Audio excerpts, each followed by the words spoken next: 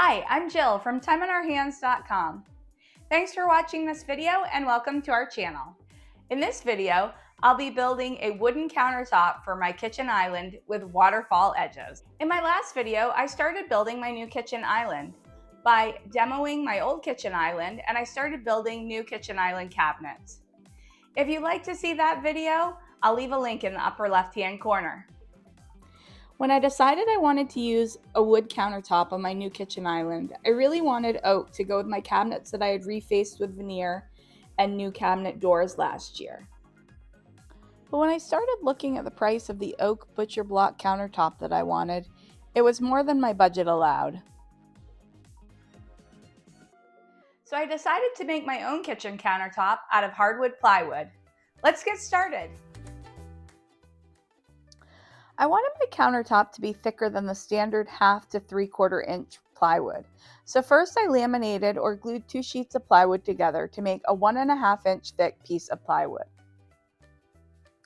If you don't mind a thinner countertop, then you can skip this step and just use a 3/4 inch thick piece of plywood. I used screws as clamps to hold the 2 pieces of plywood together while the glue dried. So first I marked where I wanted to use the screws on what will end up being the underside of the counter. I basically started about 2 inches from the edges of the plywood and drew lines every 8 inches horizontally and vertically and used where the lines intersected as my mark. You'll notice that I have green tape on one side of the plywood. I put that there to remind myself not to use screws in that section. The green tape side will be overhanging the cabinets to make a bar area for seating in the final kitchen island, and I don't want screw holes showing. In the area of the plywood where I didn't want screws showing from the bottom, I used clamps to hold the plywood while the glue dried. Next, I applied Titebond 2 wood glue to the 2 sides of plywood that I was gluing together. Sheets of hardwood plywood have a good side and a bad side. I glued the 2 bad sides together. I put a large amount of glue on the wood and smoothed it out with a drywall scraper. Make sure you put on a good bit of glue.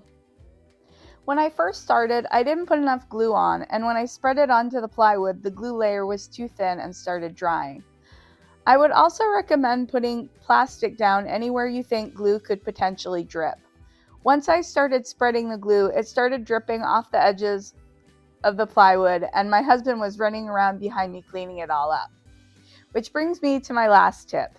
Make sure you have someone who can help you for a half hour or so. You'll need someone to help you lift the plywood with the glue on it. After I got all the glue applied to both sheets of plywood, my husband helped me carry one piece over to the other piece and gently place the glued sides together. I used clamps to hold together the edge that I wasn't putting screws in. Then I started screwing the plywood together. I worked from the middle outward, and I first drilled pilot holes through the first piece of plywood with a 1/8 inch drill bit where I had marked for the screws earlier. Then I used 1¼ inch number 8 screws to join the 2 pieces of plywood together, being careful not to screw through the second piece of plywood or the top of the countertop.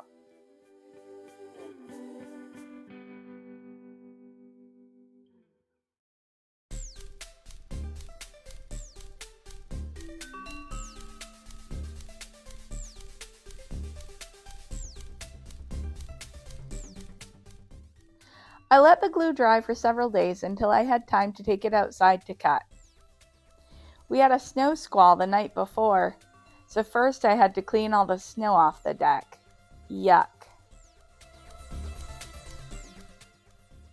When I finally got ready to cut my plywood, first I removed any screws that might be in the way of the blade when cutting. Then I used my Craig Rip Cut tool and my circular saw to cut the plywood to the width that I wanted my counter. I cut mine 37 inches. I wrapped my countertop down the sides of the kitchen island cabinets for the waterfall countertop look. I really wanted to cut the corners of the top and side counter at 45-degree angles to make a mitered edge for my waterfall look counter. I spent a good part of an afternoon trying to cut 45-degree angles in my plywood with my circular saw, but I couldn't get the 45-degree angles to meet perfectly at the corners of my countertop, so I had to move on to my second option. I ended up cutting the two side pieces of my waterfall counter to the height of the cabinets and the top counter large enough so that it would extend over the two side countertop pieces and cover them. It wasn't my first choice, but it looks nice and I'm happy with it.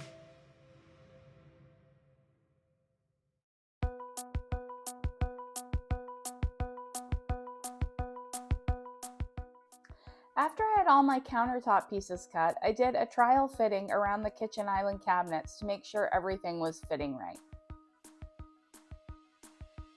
Next, I applied 1.5-inch oak edge banding to all the edges of the counter that will be visible once it's all put together.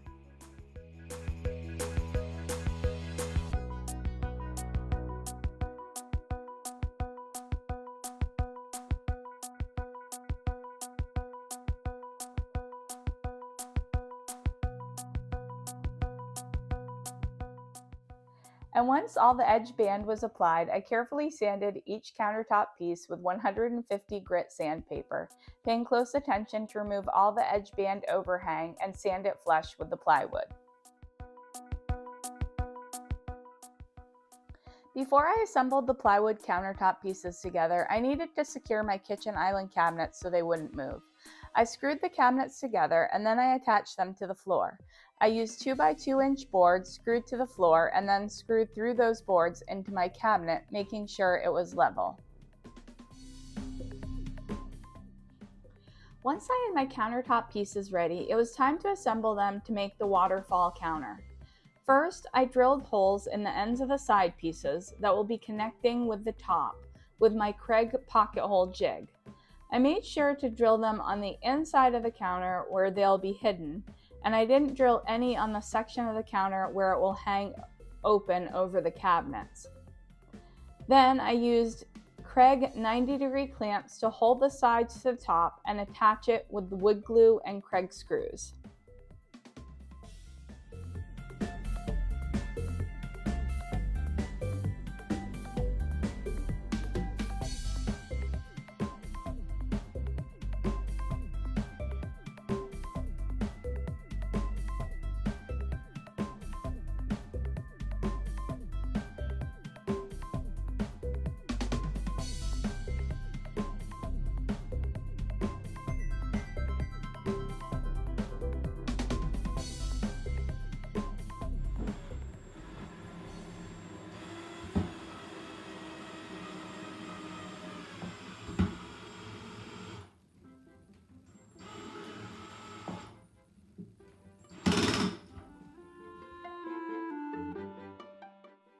Once I had my waterfall counter assembled, it was time to install it over my kitchen island cabinets. My husband and I carefully lifted the countertop into place over my kitchen island cabinets, and then I secured it to the cabinets with 2-inch screws from the inside of the cabinets on the top and sides. I finished my plywood countertop by sealing it to protect it. I used Minwax polyacrylic 3 coats with sanding in between. I like it because it's water-based, so it's not smelly and it cleans up easily with soap and water.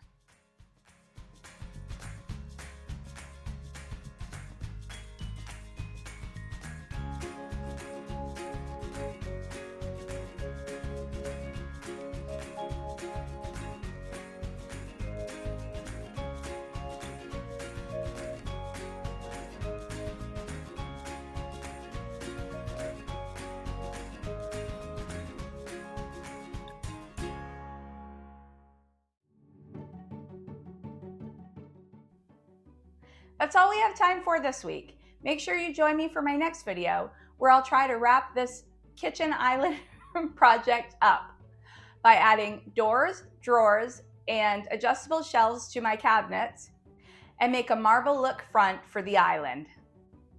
Thank you for watching this video. I hope you found it helpful. If you did, please give it a thumbs up. If you have any questions, leave them in the comment section below and I'll get back to you. Have a great day and I'll see you next time.